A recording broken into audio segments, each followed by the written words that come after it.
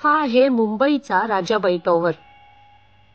1878 साली बांधण्यात आलेला हा टॉवर लंडनच्या बिग बेनवर आधारित आहे।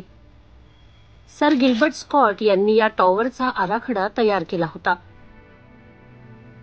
147 वर्षांनंतरही हे घड्याळ सुरू आहे, कारण 51 वर्षांचे महेंद्र गुप्ता त्याची देखरेख करतात। मेरा नाम महेंद्र प्रसाद गुप्ता है। 236 सीढ़ी चढ़ के मैं रोज ऊपर आता हूँ। हे घड्याळ सुरू ठेवण्याची जबाबदारी ही महेंद्र गुप्ता यांच्यावर आहे। ऑयलिंग क्लीनिंग करते हैं, चाबी मारता हूँ, हैंडल से घड़ी के ऊपर करते हैं, जिसका वेट 250-300 किलो तक है। इसको कोई इलेक्ट्रिक पावर नहीं, कुछ नहीं है। जो पावर है वेट के ऊपर ही चलता है। हमारा शौक है कि इसको जिंदा रखना है, चलता रहे। ये हमारा पुराना सिस्टम है, चलता रहे। घड़ी है, घंटा है, बजता रहे। ये उठाएगा, ये नीचे से लीवर उठेगा, तब जाकर नीचे घंटा बजना चालू होएगा। वैसे तो 14 बेल है, काम खाली 5 ही करता है। दर 15 मिनिटांनी या घड्याळातून घंटानाद होतो।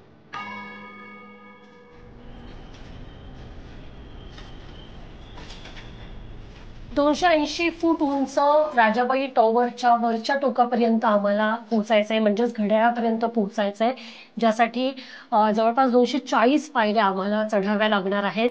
आतापर्यंत मी आणि माझा व्हिडिओ जर्नलिस्ट शरद आम्ही 200 पायऱ्या आतापर्यंत जवळपास चढलेलो आहोत, तिथपर्यंत पोहोचत आहोत। आणि हे खूप आव्हानात्मक आहे, कारण म्हणजे थोडा थकवा तर येतो अर्थात, कारण खूप लहान पायऱ्या आहेत, आकाराने सुद्धा लहान आहेत आणि गोलाकार आहेत।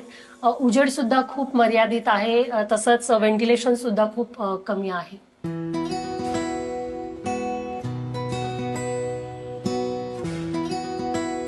घड़ी रोज चलेगी।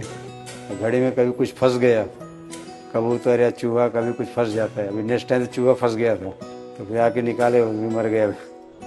कभी कबूतर के पंख भी फंस जाते हैं। राजाबाई टॉवर मुंबई विद्यापीठाच्या फोर्ट येथील मुख्य इमारतीच्या आवारात आहे। राजाबाई टॉवर कसा उभारला त्याची कहाणी ही अगदी हृदयस्पर्शी आहे। The money for this building was given by Premchand Roychand, who was a very big broker and a very rich man.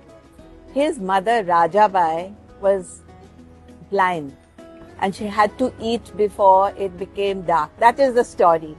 So he designed and built and organized a clock that chimes so that she could know the time. And that is why the idea to Gilbert Scott came that they must design a clock. It became a very, very important monument. Mumbai में सबसे ऊंचा monument था for many, many years. –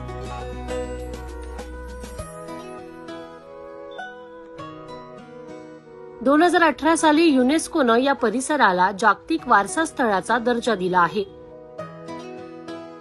भारतातलं हे पहिलं शहर आहे जिकडे 1995 साली हेरिटेज लेजिस्लेशन आणलं गेलं, अख्ख्या भारतात पहिल्याच वेळेला।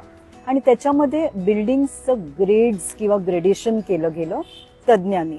त्यामध्ये काही बिल्डिंग्स ग्रेड 1 आहे, काही ग्रेड 2A-B आहे, आणि त्यामध्येच आपल्याला ही दिसते, कारण दोन्ही या ग्रेड 1 बिल्डिंग्स आहे।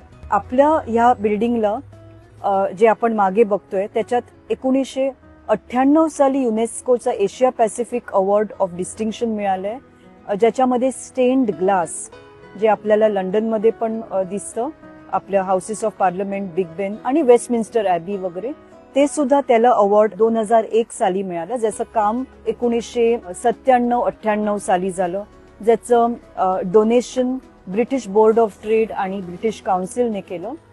विकास दिलावरी हे आर्किटेक्ट्स होते। सर जॉर्ज गिल्बर्ट स्कॉट हे त्याचे आर्किटेक्ट होते। ते इंडियामध्ये कधी आले नव्हते, पण तरी सुद्धा विद्यापीठाच्या रिक्वायरमेंट्स त्यांनी अभ्यास करून ही बिल्डिंग केलेली आहे। त्याच्यामध्ये त्यांनी लोकल मटेरियल्स वापरले, कुडला स्टोन, मलाड स्टोन, ध्रंगध्रा स्टोन आणि पोरबंदर स्टोन, आणि लोकल इकडचे क्राफ्ट्समन आणि आर्टिझन्स सुरुवातीला सुद्धा ते होते।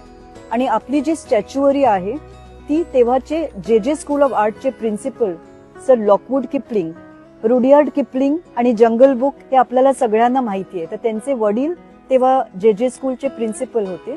तर त्यांचे जे विद्यार्थी होते त्यांनी हे स्टॅच्यूज आणि हे कोरीव काम, जे सुंदर स्टॅच्यूज आपल्याला भोवती दिसतात ते बांधले. तर तेव्हापासून हा दूरदृष्टीने विचार करूनच ही बिल्डिंग बांधलेली आहे.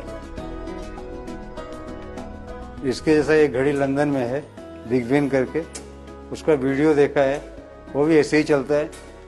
देखने की इच्छा है पर अपने आर्थिक स्थिति उतना सही नहीं है कि हम वहाँ पे जा सके.